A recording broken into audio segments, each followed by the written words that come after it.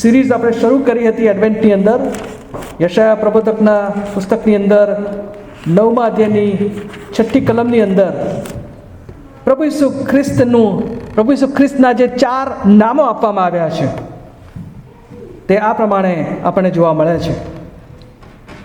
કેમ કે આપણે સારું છોકરો અવતર્યો છે, આપણને પુત્ર આપવામાં આવ્યો છે, તેની કાંધ ઉપર રાજ્યાધિકાર રહેશે અને તેને અદ્ભુત મંત્રી, પરાક્રમી દેવ, સનાતન પિતા ને શાંતિનો સરદાર એ નામ આપવામાં આવશે. દાઉદના રાજ્યાસન પર ને તેના રાજ્ય ઉપર તેને ઇન્સાફ તથા ન્યાયપણાથી તે સમયથી તે સર્વકાળ સુધી સ્થાપવા તથા દ્રઢ કરવા સારું તેની સત્તાની વૃદ્ધિનો તથા શાંતિનો પાર રહેશે નહીં. સૈન્યના દેવ યહોવાની ઉત્કંઠાથી આ થશે. યશાયા પ્રબોધક દ્વારા પ્રભુ ઈસુ ખ્રિસ્તના જન્મના 700 કરતાં વધારે વર્ષ પહેલાં આ આગાહી પ્રભુ ઈસુ ખ્રિસ્ત માટે કરવામાં આવી હતી. અને જે નામો પ્રભુ ઈસુ ખ્રિસ્તને આપવામાં આવ્યા છે એમના 3 નામો વિશે આપણે પાછલા દિવસોમાં મનન કરી ચૂક્યા છીએ. અને એ નામો અદ્ભુત મંત્રી, પરાક્રમી દેવ અને સનાતન પિતા એના વિશે આપણે જોઈ ગયા છે. અને આજે આપણે છેલ્લું જે નામ છે પ્રભુ ઈસુ ખ્રિસ્તનું અહીંયા આપવામાં આવ્યું છે, શાંતિના સરદાર. એ નામ ઉપર આપણે પ્રભુના વચનના આધારે મનન કરવાના માટે પ્રયત્ન કરીશું. અને એ મનનમાં આપણે જઈએ એ પહેલાં એનું જે બેકગ્રાઉન્ડ છે, આ કયા સંદર્ભની અંદર આ વાત રજૂ કરવામાં આવી છે એ કહેવાની મને અગત્ય જણાય. ઈસવીસન 722ની સાલની અંદર આશુરના રાજાએ, કે જે બહુ જ ખતરનાક એવી પ્રજા, અત્યારના પણ લોકો જે સિરિયન્સ કહીએ છીએ આપણે, આશુરના જે લોકો, જૂના કરારની અંદર એનું નામ આશુર, ઇંગ્લિશમાં એને સિરિયા કહેવામાં આવે છે. આજે પણ આપણે એ કેટલા પ્રખ્યાત છે આપણે જાણીએ છીએ. અને ખતરનાક એવી પ્રજા, ખતરનાક એવો રાજા, એણે ઈસવીસન પૂર્વે 722ની સાલમાં એણે ઇઝરાયેલના જે નોર્ધન કિંગડમ અથવા તો જે ઉત્તરનું રાજ્ય હતું એની ઉપર એણે હુમલો કર્યો. અને એટલો ભયંકર એવો હુમલો હતો કે એ હુમલાની અંદર અનેક ઇસ્રાયેલીઓ માર્યા ગયા, કેટલાય બંદીવાસમાં ગયા, અને યરુશલેમ જે શહેર હતું એ જાણે કે યુદ્ધની છાવણીમાં ફેરવાઈ ગયું. અને પરિણામ શું આવ્યું? આ આશુરના રાજાએ બહુ મોટો વિજય હાંસલ કર્યો અને ઇઝરાયેલના લોકોએ બહુ મોટો પરાજય સહન કરવો પડ્યો. એવી પ્રજા કે જે પ્રભુ ઉપર પુષ્કળ પ્રેમ કરનારી, પ્રભુની પસંદ કરેલી પ્રજા, પરંતુ જે પાપ અને અપરાધો એમણે કર્યા હતા એને કારણે ઈશ્વરે એમને બહુ જ મોટો પરાજય પૂરો પાડ્યો. અને એ પરાજયની અંદર જ્યારે એ લોકો હતા ત્યારે એમને માટે કોઈ જ આશા હતી નહીં.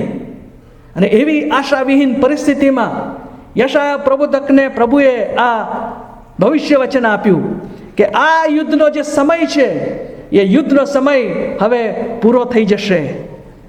અંધકારમાં ચાલનારા લોકો એક મહાન પ્રકાશ જોશે. અને પછી ત્યાં લખ્યું છે કે મિદ્યાનને દિવસે થયું તે પ્રમાણે તેના ભારની ઝૂંસરીને, તેની કાંધ પરની કાઠીને,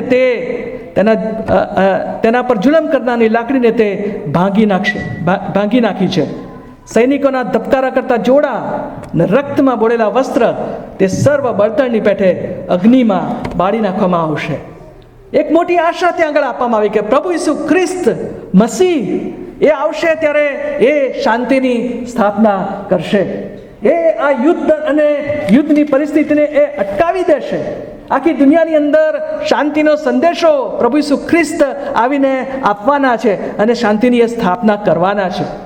એ કેટલાક વર્ષો પછી બનનારી ઘટના હતી, પરંતુ એનું વર્ણન અહીંયા આપવામાં આવ્યું છે. અને પ્રભુ ઈસુ ખ્રિસ્તના 4 નામો અહીંયા આગળ આપવામાં આવ્યા છે. અને આજે જે બાળકોએ પ્રોગ્રામ રજૂ કર્યો અને શરૂઆતની અંદર જે મેં કોલ ટુ વર્શિપની અંદર જે કલમ વાંચી એની તરફ હું તમારું ધ્યાન દોરવા માંગુ છું. એ નાતાલની પ્રથમ રાત્રિએ દૂત દ્વારા જે સંદેશો આપવામાં આવ્યો એ તો શાંતિનો સંદેશો હતો. આકાશી સેનાનો આખો સમુદાય એ દૂતની સાથે એ ગભાણમાં જન્મેલા પ્રભુ ઈસુ ખ્રિસ્તની વધામણી કહેવાને માટે ત્યાં પ્રગટ થયો. અને 14મી કલમમાં લખ્યું છે કે પરમ ઊંચામાં દેવને મહિમા થાઓ, તથા પૃથ્વી પર જે માણસો વિશે તે પ્રસન્ન છે તેઓને શાંતિ થાઓ. પૃથ્વી પર જે માણસો વિશે તે પ્રસન્ન છે તેઓને શાંતિ થાઓ. શાંતિ, પીસ, આ એક શબ્દ આપણે હંમેશા આશા રાખ્યા કરીએ છીએ. દુનિયાની શરૂઆત થઈ ત્યાંથી અત્યાર સુધી આપણે શું જોઈએ છે?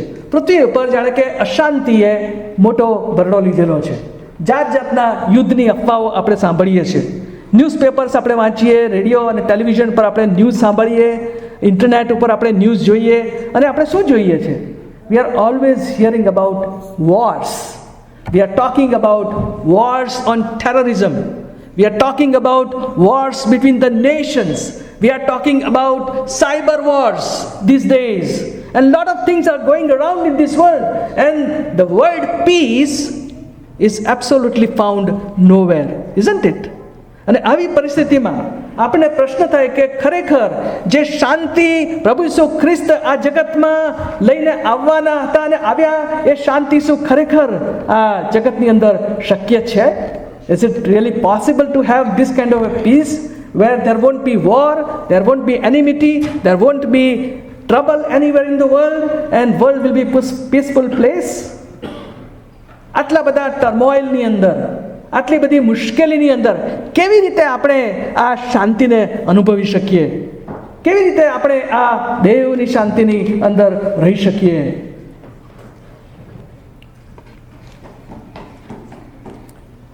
એક વ્યક્તિએ આ પ્રમાણે કહ્યું, ધ્યાનપૂર્વક સાંભળજો. શાંતિ અનુભવવા માટે પ્રયત્નશીલ હતો. એનું મન અશાંત હતું. એ થેરાપિસ્ટ પાસે ગયો, કાઉન્સેલર પાસે ગયો, અને કાઉન્સેલરે એવું કીધું કે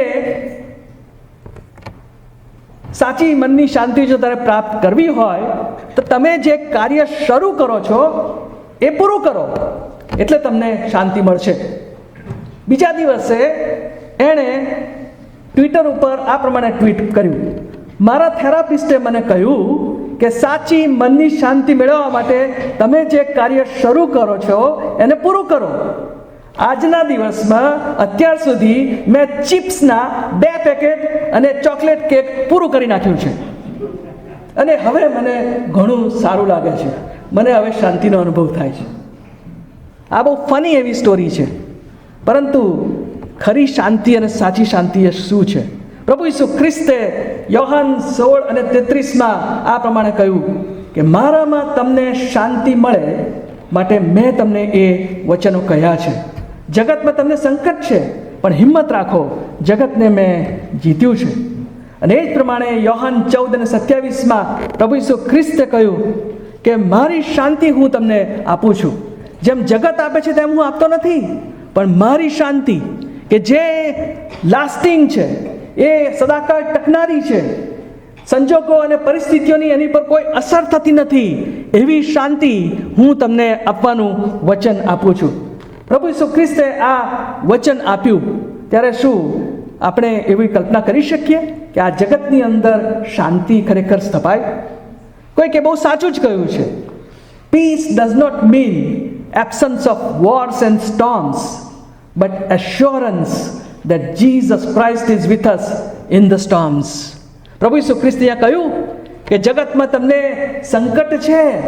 એવું નથી કહ્યું કે તમને જગતમાં સંકટ બિલકુલ નહીં આવે. પ્રોસ્પેરિટી ગોસ્પલનો એ મોટો પ્રોબ્લેમ છે. They always talk about prosperity, happiness, peace. They always talk about progress, and they are not talking about difficulties and problems that every human being has to go through. But the word of God is clearly telling us that we will have tribulations, we will have troubles, we will have problems in the world. But what is more important is that when Jesus Christ is in our hearts and in our lives, we can experience that divine peace in our hearts. I believe that He can give us that peace, an unimaginable peace, અવર્ણનીય અને જેનું વર્ણન કરી શકાય નહીં એવી શાંતિ એ આપણા પ્રભુ ઈસુ ખ્રિસ્ત આપણને આપી શકે છે. એનું કારણ એ છે કે આપણો પ્રભુ ઈસુ ખ્રિસ્ત એ શાંતિનો સરદાર છે. ફિલિપિયના પત્રમાં 4 અધ્યાય અને તેની 7મી કલમમાં આ પ્રમાણે પાઉલ પ્રેરિત લખે છે કે દેવની શાંતિ જે સર્વ સમજશક્તિની બહાર છે તે ખ્રિસ્ત ઈસુમાં તમારા હૃદયની તથા મનોની સંભાળ રાખશે. મુશ્કેલીઓ અને પ્રશ્નો મધ્યે પણ, માંદગી અને નાણાકીય તંગી મધ્યે પણ, નુકસાન અને કૌટુંબિક અશાંતિ મધ્યે પણ આ પ્રભુનું વચન એ અભય વચન છે આપણે માટે, કે હું તમને મારી શાંતિ આપીશ, અને એવી શાંતિ આપીશ કે જે ગમે તેવા સંજોગો આપણી આસપાસ હોય, પરંતુ એ આપણા હૃદયની અને મનોની સંભાળ રાખે છે. અને જે વ્યક્તિની પાસે આવી શાંતિ હોતી નથી, એ જ્યારે મુશ્કેલીઓ આવે છે ત્યારે એ નાસીપાસ થઈ જાય છે. He loses all his hopes and that person can have even cardiac arrest. But we praise God that our God is with us. He is the Prince of Peace, and He has assured us that He will give us that peace which is beyond our understanding, beyond our comprehension. We cannot understand that kind of a peace. When we are going through difficult times, people will look at us and they will just be amazed how this person can be such calm and peaceful, even though he is going through all the difficulties in his life. This is the peace that Jesus Christ is offering to us. But in order to have this peace of God, પ્રભુનું વચન કહે છે દેવની શાંતિ, piece of God, એ જો આપણે આપણા જીવનમાં અનુભવવી હોય તો એની કેટલીક શરતો પ્રભુનું વચન આપણને જણાવે છે. પહેલી જે શરત છે અહીંયા, in order to have this divine peace of God, we must be at peace with God. દેવ સાથેના સંબંધમાં અને દેવ સાથેના જીવનની અંદર આપણે સમાધાનમાં હોવા જોઈએ. This is the first condition. If you want to experience this divine peace, then the first condition is that we must be right with God. રોમિયોનો પત્ર અને તેનો 5મો અધ્યાય અને તેની 9 અને 10 કલમમાં ત્યાં આગળ તમે વાંચો, આપણે વાંચીશું નહીં એ કલમો, પણ ત્યાં આગળ એ જે ચિત્ર આપવામાં આવ્યું છે કે પાપો અને અપરાધોને કારણે આપણે દેવની સાથેના સંબંધથી કપાઈ ગયા છે. Because of our sins, we are not in right relationship with God the Father, and as if we are the enemies of God. એટલા માટે કે દેવ જે પવિત્ર અને શુદ્ધ અને ન્યાયી દેવ છે, અને આપણે પાપ અને અપરાધો જ્યારે કરીએ છીએ ત્યારે એવા દેવની સાથે આપણે કોઈ જાતનો સંબંધ બાંધી શકતા નથી. પરંતુ એ સંબંધ શક્ય છે. પ્રભુનું વચન આપણને એ બતાવે છે કે પ્રભુ ઈસુ ખ્રિસ્ત દ્વારા આપણને સમાધાન પ્રાપ્ત થાય છે. કોલોસિયન પત્ર અને તેનો 1લો અધ્યાય અને તેની 20 અને 21મી કલમ તરફ હું તમારું ધ્યાન દોરવા માંગુ છું. ત્યાં આગળ પ્રભુનું વચન આ પ્રમાણે કહે છે, Colossians 1:20 and 21, અને તેના વધસ્તંભના લોહીથી શાંતિ કરાવીને તેની મારફતે તે પોતાની સાથે સગડાનું સમાધાન કરાવે. પછી તે પૃથ્વી પર ના હોય કે આકાશમાં ના હોય.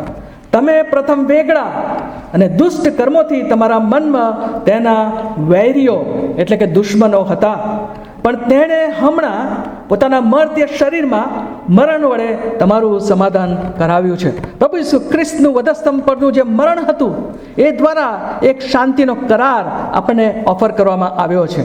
અને એ પ્રભુ ઈસુ ખ્રિસ્તના મરણ ઉપર જ્યારે આપણે વિશ્વાસ કરીએ છીએ, વિશ્વાસથી આપણે કરારને જ્યારે સ્વીકારી લઈએ છીએ, ત્યારે આપણે દેવની સાથેના સંબંધમાં ફરી પાછા જોડાઈએ છીએ. We are reconciled with God because of the separation that occurred because of the sinful condition of our lives is solved by the death of the Lord Jesus Christ on the cross. એ ક્રૂસ ઉપર, વધસ્તંભ ઉપર એમણે જ્યારે એમનું રક્ત વેવડાવ્યું ત્યારે આપણને એ સમાધાનની અંદર એમણે દેવની સાથેના સમાધાનમાં એણે આપણને જોડ્યા. અને પછી રોમિયોના પત્ર અને તેનો 5મો અધ્યાય અને તેની 1લી કલમમાં પાઉલ પ્રેરિત આ પ્રમાણે લખે છે, Romans chapter 5 and verse 1, ત્યારે આપણને વિશ્વાસથી ન્યાયી ઠરાવવામાં આવ્યા છે. તેથી આપણે આપણા પ્રભુ ઈસુ ખ્રિસ્તને આશરે દેવની સાથે સમાધાન પામીએ છીએ. We are at peace with God when we are reconciled through Jesus Christ and through His sacrificial death on the cross. અને બીજી પણ જે બાબત હું અહીંયા જે નોંધી છે મેં, કે જ્યારે આ દેવની શાંતિ મારા જીવનમાં હોય છે, જ્યારે હું ઈશ્વર સાથેના સંબંધમાં વિશ્વાસથી એની સાથે જોડાઉં છું, એનો હું બાળક બનું છું, અને પ્રભુ સાથેના જીવનમાં અને પ્રભુની શાંતિ મારા જીવનમાં હોય છે, ત્યારે એની અસર બે પાસાઓ ઉપર પડે છે. પહેલી જે બાબત છે, I experience peace within myself. મારા આંતરિક અને અંગત વ્યક્તિગત જીવનની અંદર હું શાંતિનો અનુભવ કરું છું. મારી પોતાની જાત સાથે હું સમાધાનમાં આવું છું. કેવી રીતે? પ્રભુના બાળકો તરીકે આપણે બે પ્રકારના દબાણમાંથી પસાર થઈએ છીએ, બે પ્રકારના ઘર્ષણમાંથી અથવા સંઘર્ષમાંથી આપણે પસાર થઈએ છીએ. અને જો આપણે જોવું હોય તો રોમીયોને પત્ર અને તેનો 8મો અધ્યાય અને તેની 5મી કલમથી વાંચી શરૂ કરી અને 8મી કલમ સુધી હું વાંચીશ. કેમ કે જેઓ દૈહિક છે તેઓ દૈહિક બાબતો ઉપર મન લગાડે છે, પણ જેઓ આત્મિક છે તેઓ આત્મિક બાબતો ઉપર મન લગાડે છે. દૈહિક મન તે મરણ છે, પણ આત્મિક મન તે જીવન તથા શાંતિ છે.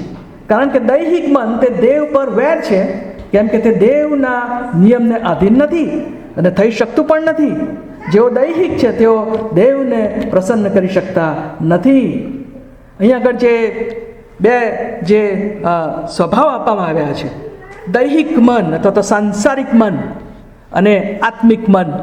અને જ્યારે તમે અને હું પ્રભુ ઈસુ ખ્રિસ્તની સાથે સંબંધમાં આવીએ છીએ ત્યારે એક પ્રકારનો આપણે માટે એક પ્રકારનું ઘર્ષણ હોય છે. એક બાજુ આપણી ઈચ્છા હોય છે કે આપણે પ્રભુને પ્રસન્ન કરીએ, એને ગમતું એવું જીવન જીવીએ, right? So we are trying to please our lord through our actions and through our behaviour. But there is something which is always pulling us towards our old self, which is always pulling us towards sinful ways that we were living once before. And this kind of a tension always exists. અને અહીં આગળ જે આપણને વચન જે જોવા મળે છે ત્યાં આગળ 6ઠી કલમમાં દૈહિક મન તે મરણ છે, પણ આત્મિક મન તે જીવન તથા શાંતિ છે. દૈહિક બાબતો ઉપર જ્યારે આપણે વધારે ફોકસ કરીએ છીએ ત્યારે આપણે આત્મિક શાંતિ અનુભવી શકતા નથી. We cannot experience that divine peace when we are focusing and pursuing these sinful and carnal ways. અને એ આપણા માટે એક પ્રકારની સ્ટ્રગલમાં આપણે હંમેશા હોઈએ છીએ. ખ્રિસ્તીઓ તરીકે, પ્રભુના બાળકો તરીકે આપણે વધુ આત્મિક મન તરફ ધ્યાન કેન્દ્રિત કરવાની જરૂર છે. અને જ્યારે આપણે કરીએ છીએ ત્યારે ત્યાં લખવામાં આવ્યું છે કે આત્મિક મન તે જીવન તથા શાંતિ છે. It gives us peace and it gives us that assurance that we are at always peace with God. બીજા એક પ્રકારનું જે સંઘર્ષ આપણા જીવનમાં જોવા મળે છે, રોમીયોના પત્રના 7મા અધ્યાયના 22મી 23મી કલમમાં ત્યાં આગળ પાઉલ પ્રેરિત પોતે પણ આ જ પ્રકારના સંઘર્ષમાંથી એ પસાર થયો. ત્યાં લખ્યું છે કે કેમ કે હું મારા આંતરિક મનુષ્ય પ્રમાણે દેવના નિયમમાં આનંદ માનું છું, પણ હું મારા અવયવોમાં એક જુદો નિયમ જોઉં છું. તે મારા મનના નિયમની સાથે લડે છે અને મારા અવયવોમાં રહેલા પાપના નિયમના બંધનમાં મને લાવે છે. હું કેવો દુર્ભાગ્ય માણસ છું! મને આ મરણના શરીરથી કોણ મુક્ત કરશે? પણ આપણા પ્રભુ ઈસુ ખ્રિસ્તને આશ્રય હું દેવની આભાર સ્તુતિ કરું છું.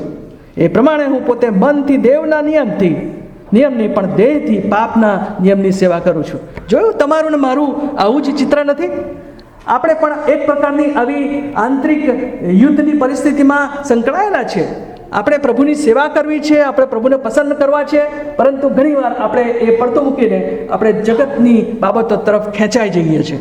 અને we always are succumbing to our temptations and our attractions. અને આ એક કોન્સ્ટન્ટ સ્ટ્રગલમાંથી તમે ને હું હંમેશા પસાર થઈએ છીએ. આ સ્ટ્રગલ અહીં પૂરી નહીં થાય. There is no hope for us. We will continue to have this struggle in our lives as long as we are in this world, because the principle of sin operates in our life. પ્રભુનું વચન કહે છે કે આપણે પાપમાં જન્મ લીધો છે. ભલે આપણે તારણ પામીએ, પ્રભુ ઈસુ ખ્રિસ્તનો સ્વીકાર કરીએ, પરંતુ જે પાપનો જે સ્વભાવ છે, જે આપણા રક્તની અંદર આદમ અને હવા દ્વારા પ્રસરતો જ આવ્યો છે, એ જતો રહેતો નથી. એનું સામર્થ્ય ક્યારેક આપણને પરાજિત કરી દે છે, પરીક્ષણમાં પડી જઈએ છીએ. અને આ એક કોન્સ્ટન્ટ સ્ટ્રગલમાંથી આપણે પસાર થઈએ છીએ. આપણે પ્રભુની પાછળ ચાલવું છે અને પ્રસન્ન કરવો છે, પણ ક્યારેક આપણે પાપની અંદર પડીને આપણે પ્રભુથી દૂર ચાલ્યા જઈએ છીએ.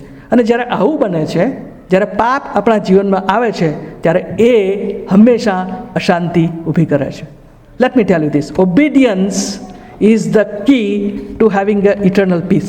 But if we are not having enough obedience in our lives, if we are not obeying the word of God, that brings disturbance in our inner peace. અને એટલા જ માટે એ આપણને કહેવામાં આવ્યું છે કે આપણે આત્મિક બાબતો ઉપર ફોકસ કરીએ. We must try to focus on spiritual things, and we must try to pursue those spiritual things that Jesus Christ is telling us to pursue. And if we do that, then we are 100% sure that God is going to give us His peace. બીજી પણ એક બાબત વિશે અહીંયા ઘણું કહેવા માંગુ છું કે ઘણી વખતે આપણે એક સ્ટ્રગલમાંથી પસાર થઈએ છીએ પ્રભુને જીવન સોંપ્યા પછી. We want God to control our lives, but at many times we feel that, Lord, give us that remote control back to me. I can do this better than you. We feel at times that this situation, God is not doing anything. I am a wise person, better person to handle this. Give me that control back, Lord. I will try to analyze this problem. I will see what can be done. What are my options? And we are not willing to let go of our control in God's hands. આપણા જીવનની અંદર ઘણી વખતે પરિસ્થિતિઓ ઊભી થાય ત્યારે આપણે એ કંટ્રોલને આપણા હાથમાં લઈ લેવાની કોશિશ કરીએ છીએ. કેમ? આપણને એવું લાગે છે કે પ્રભુ આ પરિસ્થિતિને બહુ સારી રીતે હેન્ડલ નહીં કરી શકે, હું વધારે સારી રીતે કરી શકીશ. અને એટલે આપણે શું કરીએ છીએ? વી try to take that control back from God in to our own hands. અને જ્યારે આપણે આવું કરીએ છીએ ત્યારે એનું પહેલું જે પરિણામ આવે છે, આપણી આંતરિક શાંતિ આપણે તરત ગુમાવી દઈએ છીએ. We lose that inner peace if we try to control and analyze the situation with our human minds and we take the control back from God in our own hands. And that is the biggest enemy of inner peace. કોલોસીના પત્રના 3જા અધ્યાય અને તેની 15મી કલમમાં ત્યાં આગળ Paul પ્રેરિત કહે છે કે and let the peace of God rule in your hearts to the which you were called in one body, and be you thankful. દેવની શાંતિને તમારા હૃદયમાં રાજ કરવા દો.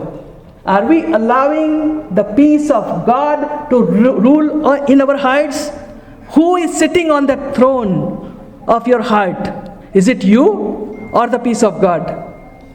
જો આપણે આપણા હૃદયની અંદર પ્રભુની શાંતિને આપણે મહત્ત્વ આપીએ છીએ અને એને રૂલ કરવા દઈએ છીએ, તો હું ચોક્કસપણે માનું છું કે આપણે એ શાંતિ કદી પણ ગુમાવી દઈશું નહીં. પરંતુ જે સમયે આપણે એ દેવની શાંતિને આપણા હૃદયની અંદર રાજ કરવા દેતા નથી, ત્યારે એ આપણા જીવનમાંથી શાંતિને છીનવી લે છે. દેવની સાથે સમાધાન અને શાંતિનો નિર્ણય એ એક જ વખત હોય છે જ્યારે તમે ને હું પ્રભુ ઈસુ ખ્રિસ્તની પાસે આવીએ છીએ, આપણે તારણ પામીએ છીએ. That's a one time decision. પરંતુ ઈશ્વરની દિવ્ય શાંતિ અનુભવવાનો જે નિર્ણય છે એ હરેક પળે, હર રોજ, every day, every moment of your life, we have to take that decision and we have to take that decision to allow the peace of God to rule in our lives. Who is ruling in your heart? And the second area that leads us, when we have that inner peace, we will also have peace with others. અહીંયા મેં લખ્યું છે કે મારા પોતાના જીવનમાં હું શાંતિ અનુભવું અને ત્યાર પછી એ બાબત બીજા સ્ટેપ તરફ મને લઈ જાય છે. એ મારા સંબંધોની અંદર, કુટુંબિક સંબંધોની અંદર, સામાજિક સંબંધોની અંદર, મિત્રો સાથેના સંબંધોની અંદર અને મંડળીના સભ્યો સાથેના સંબંધોની અંદર એ મને શાંતિમાં દોરી જાય છે. અહીંયા આગળ જે કલમ મેં નોંધી છે, યાકૂબનો પત્ર અને તેનો 4થો અધ્યાય અને તેની પહેલી કલમ. શા માટે આપણે કોન્ફ્લિક્ટ્સમાંથી પસાર થવું પડે છે? Why do we have conflicts in the family? Why do we have conflicts in relationships with our friends? Why do we see the conflict in our community, in the church? The reason is very, very simple. The reason is given in James chapter 4 and verse. તમારામાં લડાઈ તથા ઝઘડા ક્યાંથી થાય છે? શું તમારા અવયવોની લડાઈ કરવાની દુર્વાસનાથી નહીં? તમે જુઓ ત્યાં આગળ કારણ આપ્યું છે એણે. આપણા અવયવોમાં લડાઈ કરવાની કે કોન્ફ્લિક્ટ ઊભી કરવાની એક ઈચ્છા ઓલરેડી હોય છે. કોઈક વખતે એ બહુ જ ડોમિનન્ટ ના હોય, ડોર્મન્ટ હોય, એટલે કે બહુ જ સુષુપ્ત અવસ્થામાં હોય, પરંતુ ક્યારેક ક્યારેક એ પ્રજ્વલિત થઈ જાય છે. Is it true? It is true in a family relationship, husband wife relationship between child and parents, and even it is true in our social circles, and it is true in the church realm also. હવે કેવી રીતે આપણે આ શાંતિની અંદર જોડાઈ શકીએ? જો આપણે ઈશ્વર સાથેના સંબંધોમાં વ્યવસ્થિત થઈશું, જો આપણે આત્મિક બાબતો તરફ વધારે ધ્યાન આપતા હોઈશું, તો આપણને આ બીજાઓ સાથેની શાંતિમાં બહુ જ એ મદદરૂપ થાય છે. If we are in right relationship with God, if we are having right relationship within myself, then I will be better able to relate myself with other people. અને એ તો બહુ સાચી વસ્તુ છે કે જ્યારે સંબંધોમાં મીઠાશ અને પ્રેમ હોય છે ત્યારે આપણે શાંતિનો અનુભવ કરીએ છીએ. Is that right? Anyone would agree with me? It's true? Okay. પણ જે દિવસે એ સંબંધોની અંદર વિક્ષેપ ઊભો થાય છે કે કોઈ જાતની ખામી ઊભી થાય, ડિસ્ટર્બન્સ ઊભું થાય, એની પહેલી અસર શું થાય છે? We lose our peace. Is it right? It's right also. So in order to have that relationship right, કોઈકે સાચું જ કહ્યું છે કે if your vertical relationship is right with God, vertical, then your horizontal relationships will be also right. અને કેટલીક કલમો એના માટે મેં અહીં આગળ રાખી છે. ઘણી વખતે આપણે જ્યારે કોન્ફ્લિક્ટમાં આવી પડીએ છીએ ત્યારે શાંતિ કેવી રીતે સ્થાપી શકાય? સમાધાન કરવા દ્વારા, ક્ષમાશીલતા દ્વારા, પ્રેમ દ્વારા, માફ કરો ને ભૂલી જાઓ એ નીતિ દ્વારા. These are some of the things that we can do in order to have peace with others. અને ઘણી વખતે આટલું બધું આપણે કરીએ છતાં પણ મેં એવું જોયું છે અને અનુભવ્યું છે કે I may be right with God and I am having right perspective about my brother or sister, but still there is a problem in relationship. What should I do with that kind of relationship? તમે બધું જ સાચું કરો છો, તમે બધું જ સારું કરો છો, પણ સામેની વ્યક્તિ એ બિલકુલ એને ધ્યાનમાં લેતી નથી અને એ કદી તમારી સાથે સમાધાનમાં આવવા માંગતી નથી. What do you do? અહીં આગળ એનો જવાબ આપણને રૂમીઓનો પત્ર અને તેનો 12મો અધ્યાય અને તેની 18મી કલમમાં જોવા મળે છે. રૂમી 12 અને 18માં પાઉલ રીતે આ પ્રમાણે લખ્યું કે જો બની શકે તો ગમે તેમ કરીને સગળા માણસોની સાથે હળી મળીને ચાલો. જો બની શકે તો, if possible. What does it mean really?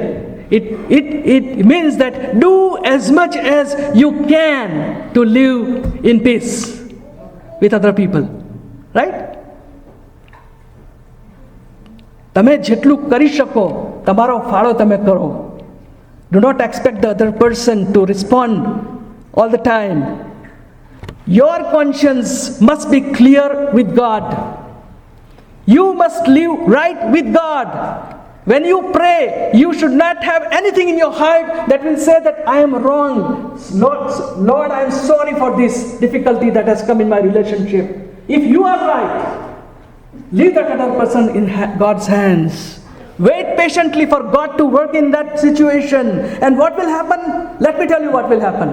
One day the Holy Spirit will be able to convince the other person, and that person also will come in right relationship with you. But for that, we need to pray, we need to have patience, we need to work hard on ourselves.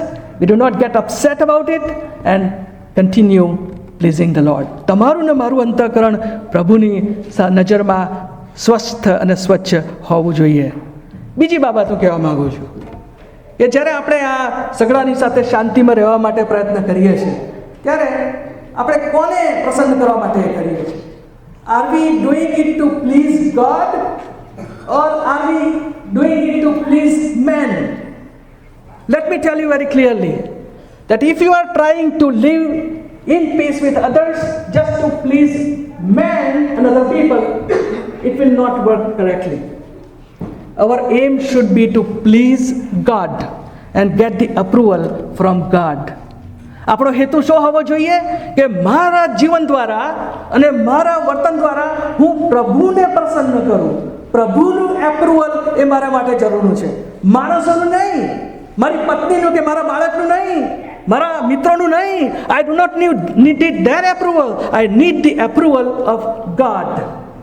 And if we have that approval of God, when you are at peace in your heart that I am not doing anything wrong in this relationship and still the relationship continues to be bad, you still have that peace in your heart. You will never lose that peace because of a troubled relationship. આપણો હેતુ માણસોને ખુશ કરવાનો હોવો જોઈએ નહીં. Let me tell you that no one can please all people. No pastor can please all the members of the church. It's the truth. And no father can please all the children in a family if there are many. આપણે બધાને એક સમયે એક સાથે કદી પણ ખુશ કરી શકતા નથી. સત્યના પક્ષે જો તમે ને હું ઊભા રહીશું તો ક્યારેક આપણે બીજાઓની નારાજગી ચોક્કસ વેરી લઈશું. We will have that displeasure. But the word of God says that we have to worry more about the approval of God rather than to worry about approval of man. માણસોની પ્રસન્નતા અને એમનો approval કરતાં ઈશ્વરની જે approval છે એ આપણા માટે વધારે જરૂરની બાબત છે. અને આ જો આપણે ધ્યાનમાં રાખીશું તો ગમે તેવા તંગ સંબંધોની અંદર પણ આપણે ઈશ્વરની શાંતિનો અનુભવ કરી શકીશું.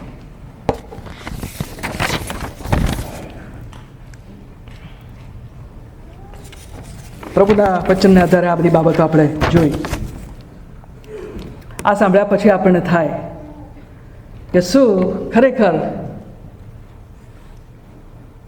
શાંતિ શક્ય છે? Is it possible to have that kind of a divine peace which will take care of us in all circumstances? We will not get disturbed, we will not lose our inner peace. Is it possible? Yes, it is possible. અને એ જો આપણે જોવું હોય તો આપણે પેલી સ્ટોરીને યાદ કરીએ. હું વાંચવાનો નથી, લુકની સુવાર્તા અને તેનો 8મો અધ્યાય અને તેની 22 થી 25 કલમો. પ્રભુ ઈસુ ખ્રિસ્તના શિષ્યોએ ગાલિલના એ સરોવરની અંદર જ્યારે એ લોકો બોટની અંદર જતા હતા ત્યારે બહુ જ મોટું તોફાન આવી પડ્યું. અને પ્રભુ ઈસુ ખ્રિસ્ત એમની સાથે બોટમાં હતા ખરા, અને પ્રભુ ઈસુ ખ્રિસ્ત એ બોટમાં આરામથી શાંતિની નિંદ્રા લઈ રહ્યા હતા. અને બોટ હલક અને ઢોલક થાય અને સમુદ્રના મોજાઓ પાણીના એ થપાટા મારવા લાગ્યા અને એ લોકો ગભરાઈ ગયા. અને પ્રભુ ઈસુ ખ્રિસ્તને એમણે જગાડ્યો. તને ખબર નથી પડતી અમે કેવી પરિસ્થિતિમાં આવી પડ્યા છે? પ્રભુ ઈસુ ખ્રિસ્તે ફક્ત એક જ કામ કર્યું. એમણે હાથ લાંબો કર્યો અને પેલા પવનને અને સમુદ્રને એમણે ધમકાવ્યો અને કહ્યું કે શાંત થાવ, અને શાંતિ થઈ ગઈ. ભલા મિત્રો, એવી જ રીતે આપણા જીવનની અંદર પ્રભુ ઈસુ ખ્રિસ્તની હાજરી જો આપણી સાથે છે તો ગમે તેવા ઝંઝાવાતો અને અશાંતિ અને ડિસ્ટર્બન્સ અને સ્ટોર્મ્સની સમયે પણ આપણે આશા રાખી શકીએ છીએ કે પ્રભુ ઈસુ ખ્રિસ્ત એ તોફાનને શાંત કરી દેશે. That could be the storm in a family, that could be a storm in your health situation, there could be a storm in your job situation, there could be a storm because of the problems in relationship. All storms are going to take place in our lives. We are not exempted from it. But one thing we are 100% made sure, that God is with us. Jesus Christ is our Prince of Peace and He is offering that peace. As long as we allow that peace of Jesus Christ to rule in our hearts, let Him control the situation. Let Him handle it. He can do it better than I can do. And you will experience that divine peace because He is our Prince of Peace. કેનીભાઈની કારની પાછળ એક sticker બહુ વખત પહેલાં તે લગાડવામાં આવ્યું છે, ખબર નહીં છે કે નહીં, પણ મેં વાંચ્યું અને મને બહુ ઇન્ટરેસ્ટિંગ લાગ્યું. It says like this: no Jesus no peace, no Jesus no peace. NO અને એની અંદર આગળ તમે એનોની આગળ કે અને પાછળ તમે O લગાડો છો. The only difference is that it has got K and W, K in front of N and W at the end of no, and that makes all the difference. પ્રભુ ઈસુ ખ્રિસ્તને જાણો અને શાંતિનો અનુભવ કરો. પ્રભુ ઈસુ ખ્રિસ્ત જીવનમાં નથી, શાંતિની કોઈ શક્યતાઓ નથી. You need to have that right relationship with the Lord Jesus Christ in order to experience peace and divine peace that Jesus Christ is offering as a Prince of Peace.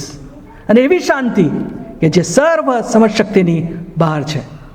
પ્રભુ આપણો અદ્ભુત મંત્રી છે, એ આપણે માટે શાંતિનો સરદાર છે, એ સનાતન પિતા છે અને એ પરાક્રમી દેવ છે. અને આવા પ્રભુ ઈસુ ખ્રિસ્તની ઓળખમાં જ્યારે આપણે આવીએ છીએ ત્યારે આ શાંતિનું વચન પ્રભુ આપણને આપે છે. આમેન.